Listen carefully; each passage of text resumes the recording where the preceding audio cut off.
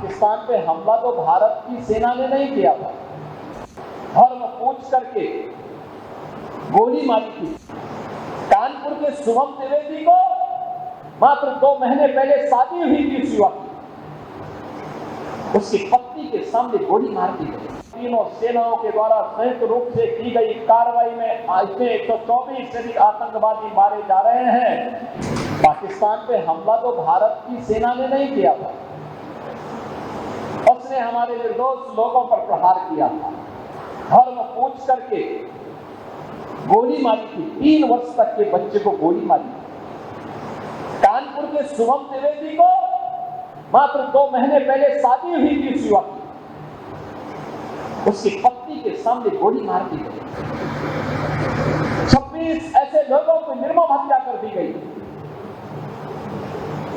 और उसके बाद 24 से बदले 124 लोग भारत के बहादुर जवानों के, भारत के तीनों सेनाओं के द्वारा संयुक्त रूप से की गई कार्रवाई में इसमें 124 से अधिक आतंकवादी मारे जा रहे हैं। तो गलती भारत की नहीं, पाकिस्तान के उन लोगों की है जो लोग पाकिस्तान में बैठ करके आतंकवादियों को प्रश्रय दे रहे हैं, आतंकवाद को पनपा रहे हैं। और ये आतंकवाद में विश्वास के साथ कहता हूं, ये पाकिस्तान को ही ले डूबेगा। एक ज्यादा दिन नहीं रहे पाकिस्तान के पास। वैसे भी हमारे एक पूज्य संत ने घोषणा की थी कि पाकिस्तान तो ये भविष्यवाणी है, पाकिस्तान का आध्यात्मिक जगत में कोई अस्तित्व नहीं है। और याद रखना, जिसका अपना वास्तविक अस्तित्व न हो वह कृत्रिम होता है, और कृत्रिम कोई भी चीज होगी उसकी एक निश्चित लाइफ होगी, उससे ज्यादा नहीं। 75 वर्ष बहुत जी लिया पाकिस्तान,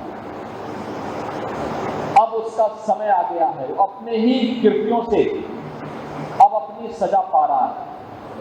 लेकिन आज भारत के बहादुर जवान जिस मजबूती के साथ पाकिस्तान को उसका जवाब दे रहे हैं, हर भारतवासी को अपनी सेना की यूनिफॉर्म पर, रक्षा बलों के अपने बलों पर के जवानों पर गौरव की अनुभूति करनी चाहिए। आज बहनों और भाइयों, ऐसे ही अयोध्या का एक लाल भारत के पूर्वोत्तर राज्य की सीमा पर रक्षा करते हुए शहीद हुआ। मैं इस अवसर पर शशांक तिवारी जो लेफ्टिनेंट के रूप में वहां पर कार्य कर रहे थे, भारतीय सेना के जवान थे, उनकी शहादत को नमन करते हुए विनम्र श्रद्धांजलि अर्पित करता हूं और परिवारजनों के प्रति अपनी संवेदना भी व्यक्त करता हूं।